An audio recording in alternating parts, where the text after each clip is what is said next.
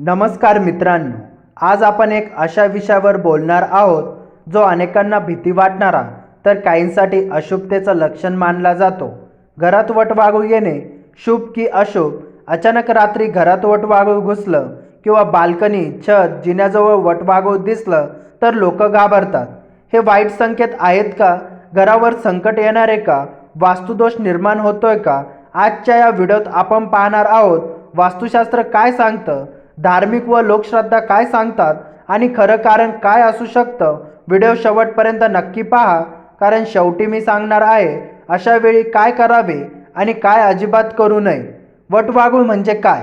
वटवाघूळ हा एक रात्री सक्रिय होणारा प्राणी आहे। तो प्रामुख्याने अंधार, ओलावा, शांत आणि निर्जन जागा, जुन्या इमारती इथे राहायला पसंत करतो। वास्तुशास्त्रात प्राणी आणि पक्ष्यांचं वर्तन हे घरातील ऊर्जेशी जोडलेलं मानलं जातं। म्हणूनच वटवाघूळ घरात येणे सामान्य घटना नाही, तर त्यामागे काही संकेत असू शकतात। वास्तुशास्त्रानुसार वटवाघूळ अशुभ का मानलं जातं? वास्तुशास्त्रानुसार वटवाघूळ हे नकारात्मक ऊर्जेकडे आकर्षित होतं असे मानलं जातं। नकारात्मक ऊर्जा जास्त असलेली जागा, जिथे अंधार, सतत बंद खिडक्या, ओलसर भिंती, जुने मोडकली असलेली जागा, अशा ठिकाणी वटवाघूळ थांबतं, म्हणजे घरात ऊर्जा असंतुलन आहे असा संकेत दिला जातो। घरात वटवाघूळ येणे परिणाम: लोकश्रद्धा प्लस वास्तुशास्त्रानुसार आर्थिक अडचणी, सतत खर्च वाढणं, घरात वाद, तणाव, आजारपण, झोप न लागणं, भीतीदायक स्वप्न। विशेष जर वटवाघूळ वारंवार येत असेल तर तो गंभीर वास्तुदोष मानला जातो।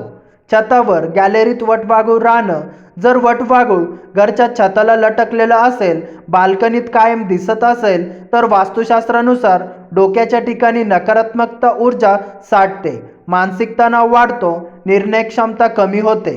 धार्मिक आणि लोकश्रद्धानुसार संकेत: भारतीय लोकश्रद्धामध्ये वटवाघूळ स्मशान, अंधार, पितृऊर्जा, अपवित्र स्थळ यांच्याशी जोडलेलं मानलं जातं। काही प्रचलित समजुती: घरात वटवाघूळ येणे अशुभ वार्ता, अचानक घटना किंवा अडचण येण्याचे संकेत, घरात वास्तुदोष असल्याचं चिन्ह।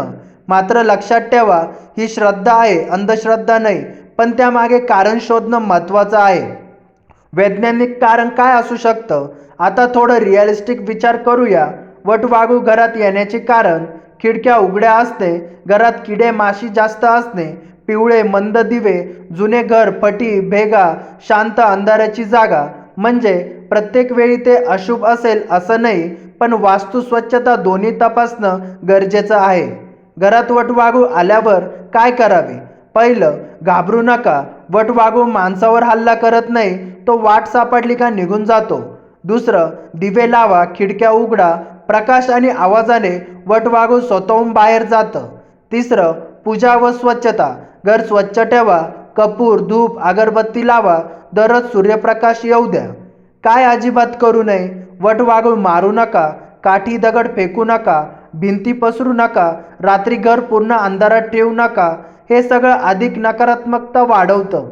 वास्तू उपाय पहिला, घरात रोज सकाळी सूर्यप्रकाश येईल याची व्यवस्था करा। उपाय दुसरा, आठवड्यातून एक वेळा मीठ पाण्याने फरशी पुसा। उपाय तिसरा, मुख्य दरवाजाजवळ कापूर किंवा लोबन जाळा। उपाय चौथा, घरात जुनी न वापरलेली वस्तू काढून टाका। मित्रांनो, घरात वटवाघूळ येणे बहुतेक वेळा अशुभ संकेत मानलं जातं, पण ते तात्काळ संकट असल्याचं असं नाही। हा इशारा आहे घरातील ऊर्जा तपासण्याचा, स्वच्छता वाढवण्याचा, वास्तू सुधारण्याचा। घाबरण्यापेक्षा योग्य उपाय करा।